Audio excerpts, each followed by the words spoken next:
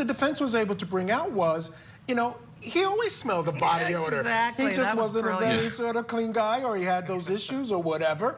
And when, you know, the pants, he wanted to change his pants. Yeah, that sounds terrible when you first say it, but they asked him, they said, was anything wrong with the pants he had on? And he said, no, I didn't notice anything wrong with the pants he had on. So again, we're talking about these little bits of information that cut against the state's theory.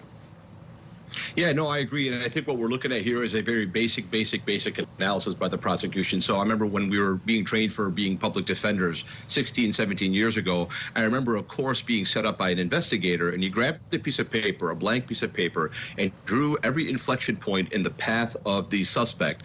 And he led him back to the scene of the crime in order to show, hey, at every stage of the way, you have to show where this person was and why they tied to the crime and why they tied to the scene of the crime. And obviously, that's what the prosecution is doing here. They're tying him back, and they're saying, hey, this happened earlier. We're charging him with falsifying evidence. He went to Lowe's. He bought a bunch of things that could potentially help them do it. And so they're tying him back physically to the scene of the crime.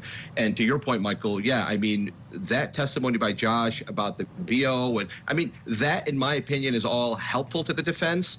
But if the payload that the prosecution is going to give us at the end is, we have pretty much every piece of evidence you could have to show him directly in the scene of the crime. We've already established that he had the motive to do it. He knew that these girls were going to testify against him. He had the mental capacity of a person who would do this. He said he was having dark thoughts. He was on medication.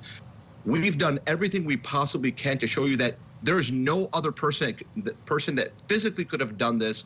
I could see this going in a good direction for the prosecution, because at the end of the day, you only have to try the facts that you're given. So the prosecution are not I'm sure they wish they had better forensic evidence and fingernail evidence. They don't have that. So I'm sure that what they're doing here is the best they possibly can, and they must have had a reason to press these charges. So this is kind of like showing me why they were so convinced that this is the proper person to press these charges against.